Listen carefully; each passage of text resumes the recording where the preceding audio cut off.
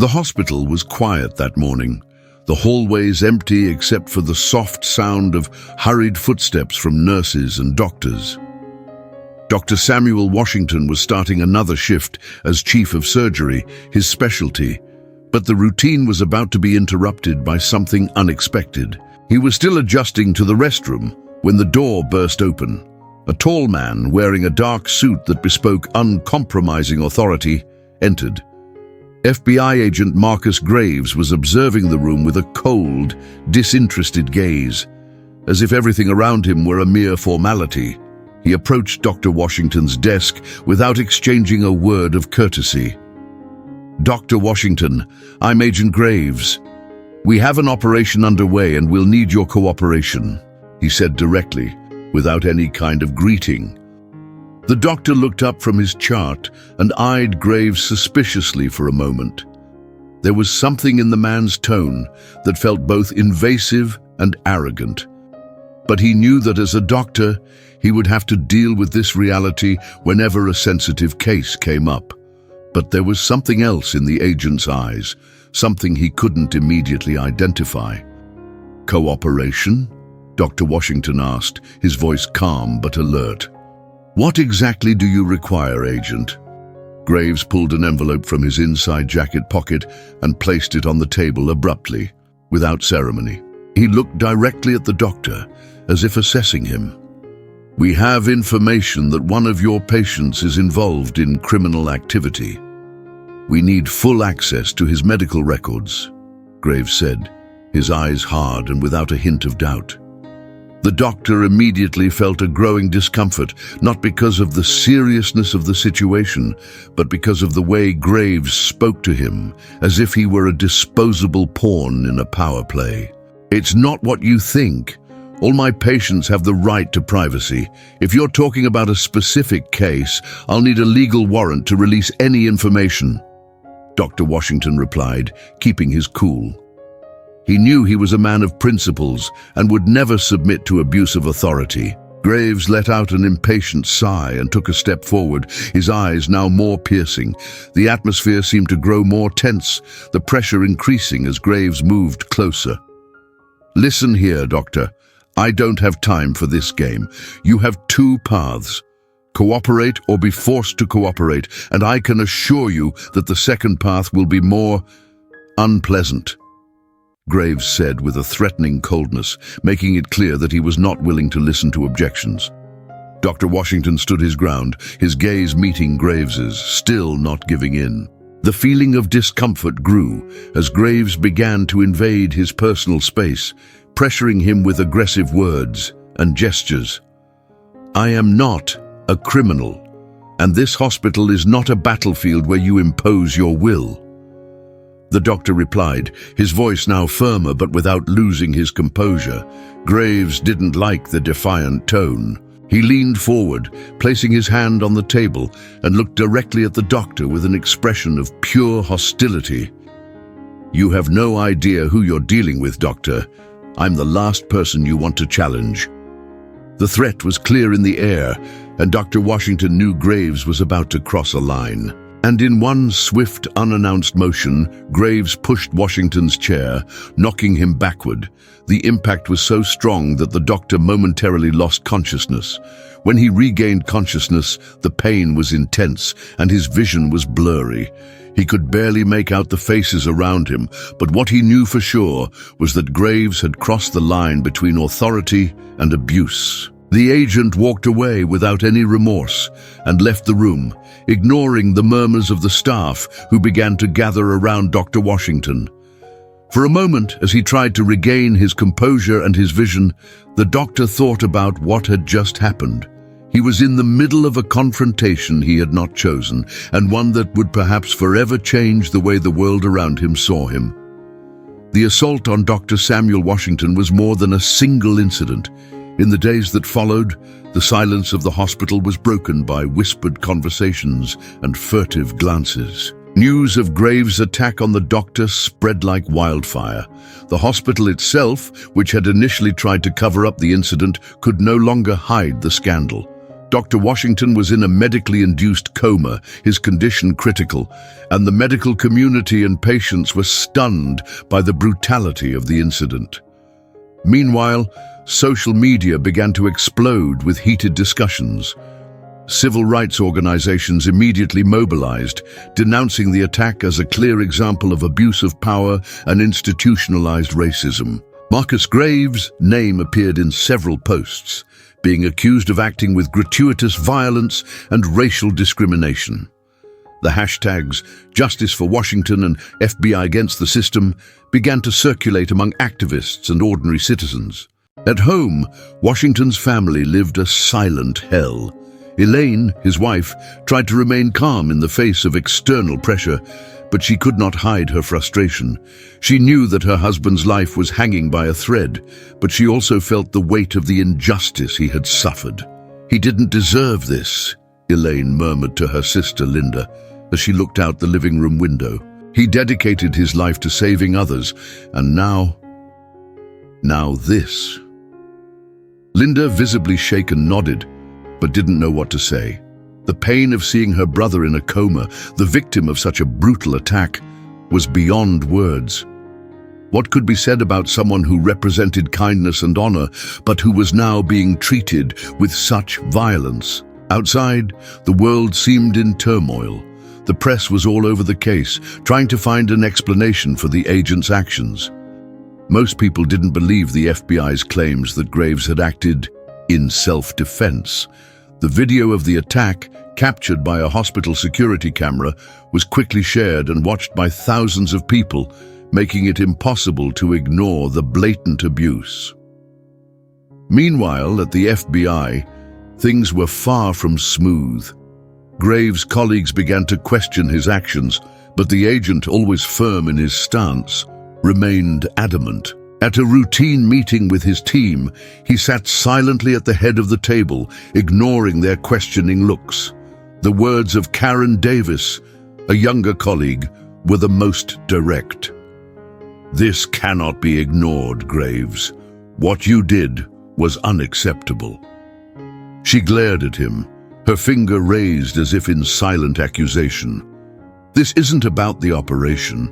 It's about what you did to an innocent man." But Graves, with his typical arrogance, merely responded with a simple hand gesture, as if the accusation were a passing irritation. "You don't understand. I was in control of the situation. He was a threat." Graves's voice sounded dry, distant, as if there was no doubt in his words. But deep down, he knew things were out of control, more than he was willing to admit. FBI Director Richard Sloan called Graves into a private meeting. The director's gaze was grave, and his words left no room for doubt. "Graves, you've crossed a line that can't be erased with excuses. We need clear answers." Sloan spoke calmly, but the tension was palpable. "You're going to need to explain this situation in a way that everyone can understand. The FBI can't afford to protect someone who acts outside the norm." Yet Graves was unfazed. He felt a mixture of anger and shame, but he was unwilling to give in. His pride, fueled by years of service in the FBI, would not allow him to see that he had made a grave mistake. Even with the growing public outcry and pressure from within his own institution, he remained steadfast, as if he were on a mission he believed to be just, but without realizing how much he had distorted that justice. Dr. Washington's condition remained critical. Each new day in a coma felt like an eternity to his family and colleagues, but at the same time, support for his cause grew stronger. Protesters began to gather outside the hospital, demanding justice. Those who knew the doctor, those who respected and admired him, were ready to fight for him. Time seemed to drag on for everyone waiting for news of Dr. Samuel Washington. With each day spent in the coma, the feeling of helplessness grew. Expectations were high, but hopes were dwindling. However, Elaine never stopped believing that her husband would wake up. She spent the day by his side, holding his hand, talking to him, as if her presence could bridge the thin line between life and death. She remembered the happier days when Samuel made her laugh with his lame jokes and kind gestures. She knew he didn't deserve what was happening to him, but despite all the pain, she refused to give in to despair. The only thing she had was hope, and she wouldn't give it up. Outside the hospital, the pressure was mounting. Protests were intensifying. Community leaders, public figures, and activists were demanding a thorough investigation into the attack and an immediate response from law enforcement. The video of Graves' attack had gone viral, and public outrage was at an all-time high. The word racism was echoing from every corner, a powerful accusation that was hard to ignore. The pressure on the FBI was becoming unbearable. However, Marcus Graves seemed to be immune to this pressure. In his mind, he still believed that he had done what was necessary. For days, he remained silent, unconcerned about external reactions, but inside him, something was beginning to crack. Doubt, that seed he had always avoided planting, began to germinate. One night, when he was alone in his apartment, the light from the television illuminated the empty room. The video of the assault was playing again, showing his hand pushing Dr. Washington hard enough to tip the chair over. He watched in silence, never looking away. The image of the doctor falling, the pain etched on his face, seemed to never fade. He turned his head away, unable to look any further, but the image lingered in his mind. The doubt settled deeper. Karen Davis, the FBI's youngest colleague, finally managed to get a meeting with FBI Director Richard Sloan. She knew something had to be done, and she was willing to take action, even if it meant challenging her own institution. She felt the truth had to come out, even though Graves was one of the people she trusted. There was no longer any way she could remain silent in the face of the gravity of the situation. "We need to dig deeper," Karen said firmly during the meeting. The attack was not a matter of defense. We can't justify it. He had no reason to attack Dr. Washington. We need to investigate Marcus Graves more closely. Richard Sloan, who had been reluctant to take any action against Graves up until that point, finally gave in to internal and external pressure. He knew that the situation could not continue as it was, and that if the FBI did not take action now, the consequences could be irreversible. "You're right, Karen," Sloan replied, his voice grave. "We will investigate. We cannot allow a man like Graves to continue in office, and that will, unfortunately, have repercussions for our image. But we cannot let it define who we are as an organization." Meanwhile, Elaine received unexpected news. Dr. Washington was beginning to react, his vital signs stronger, his eyes moving slowly. A faint light seemed to shine on the dark horizon, and she was immediately called to the hospital. When she reached his side, holding his hand tighter, she felt her heart beat faster. "Samuel," she whispered, hoping he would hear her. "Please come back to me. We are waiting for you." It was then, in a silent moment, that Dr. Washington's eyes slowly opened. His gaze confused, but reconnecting with the world around him. He was breathing heavily, but he was alive. Dr. Samuel Washington's recovery began slowly, but each day seemed to bring him one step closer to full recovery. However, he was still in a state of confusion, trying to understand the events that had led him to remain in that hospital, immobilized, in a coma for so long. Elaine never left his side, and as the days passed, he began to regain consciousness, but the silence between them was palpable. The pain of remembering what had happened bothered him, but the fear of facing the truth consumed him. He knew that Agent Graves was involved, but his memories were fragmented, and he could not reconstruct exactly what had happened. What made him even more distressed was the thought that the violence he had suffered had been hasty, for no reason at all. Elaine noticed the pain in Samuel's eyes, and without a word she approached him. She touched his hand gently, as if her presence was the anchor he needed to face everything that was to come. "You're strong, Samuel. "You're doing well. You'll make a full recovery," Elaine said with a tense calm, trying to convey confidence even though she knew the situation was still uncertain. However, the real turning point would come when, during an unexpected visit, FBI Director Richard Sloan showed up in Samuel's office. The visit was brief, but marked by tension. With a serious expression, Sloan was there to provide some answers.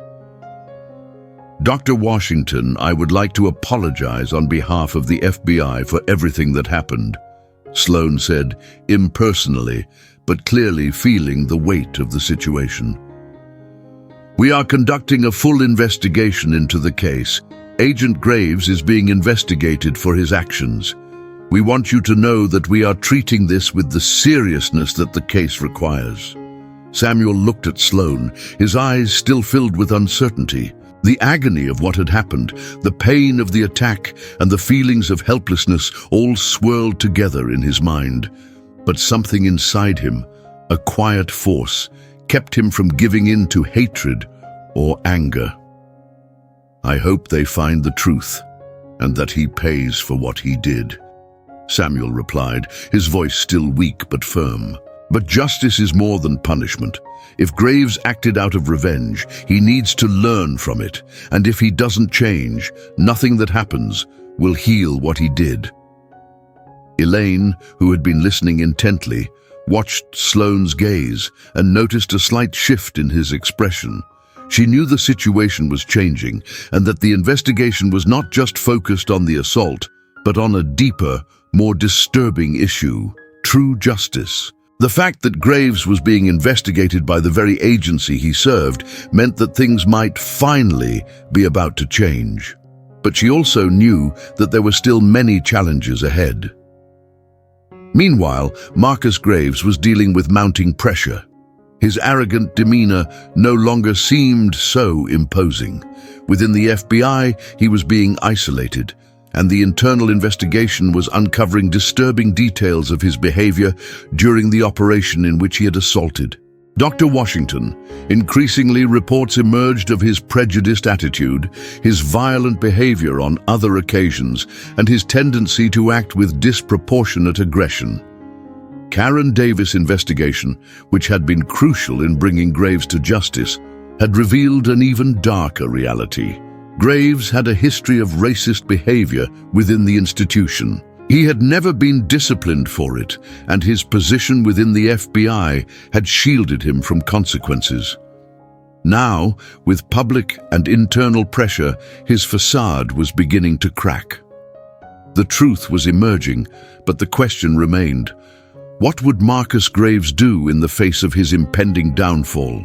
Meanwhile, in the hospital, Samuel began to think about how he could help rebuild the truth, not just for himself, but for everyone who had suffered because of Graves's actions. Justice, he now knew, was not just about punishment. It was about healing the open wound in the system, in the FBI, and in the lives of all the unseen victims of abuses of power. Marcus Graves' shoulders in a way he had never imagined.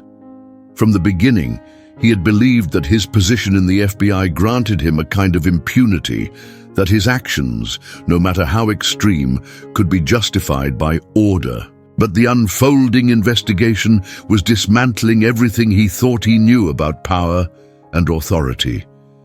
Graves was no longer the hero of his own narrative, but the villain in a story he never wanted to tell. With each passing day, more and more details about his behavior throughout his career began to emerge, revealing a pattern of abuse and racist attitudes that he had never imagined would come to light. The image of Dr. Samuel Washington, now awake and beginning his recovery, was etched in Graves's mind. He knew the consequences were coming, and somehow it terrified him in a way he had never experienced before.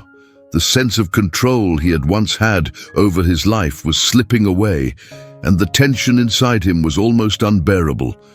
On a quiet afternoon, Karen Davis, the investigator who had led the FBI opposition to Graves, walked into Richard Sloan's office. She was determined to put an end to this once and for all. The pressure of facing the truth was on her shoulders. but she knew it had to be done. Standing next to Sloane, she reviewed the evidence her team had gathered over the past few days. The security camera footage, the statements of other agents and witnesses, and of course Graves' own account, which was now tainted by his own inconsistency. "Richard, we can't wait any longer," Karen said with visible determination. "If we let Graves continue to be a part of the FBI, we are allowing the system to become even more corrupt. The victims can't wait. The country can't wait." Sloane, still hesitant, looked at her.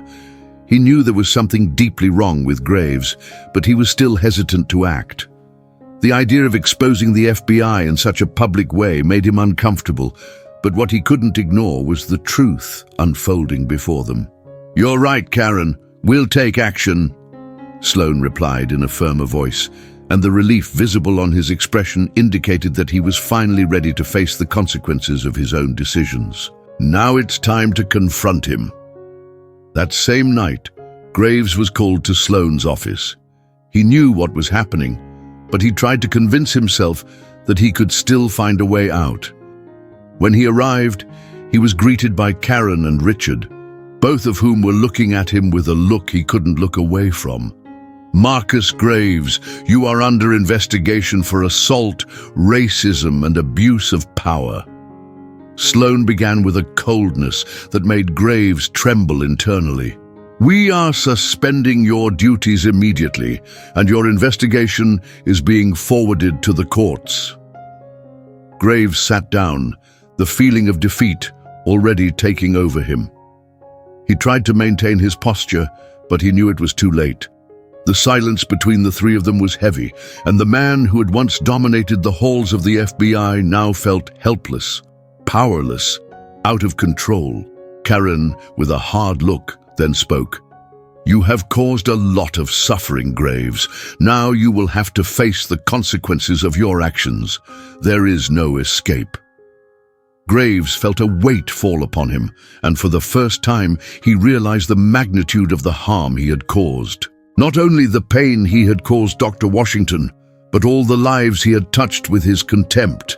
The truth could no longer be denied, and he was faced with his own ruin. The revenge he had sought in his assault on Samuel, a reflection of years of internal hatred and racism, brought no relief. Instead, it consumed him more and more, eating away at his soul and his future. Meanwhile, at the hospital, Samuel felt a strange sense of relief, knowing that Graves would finally face the consequences of his actions. But the battle he faced was internal, a constant struggle against the invisible scars the attack had left. He knew the healing process would be long for both his body and his mind. Elaine, beside him, couldn't help but wonder if true justice would ever be achieved. What did justice really mean in this case? Punishment, redemption, or a deeper transformation that until now had seemed impossible?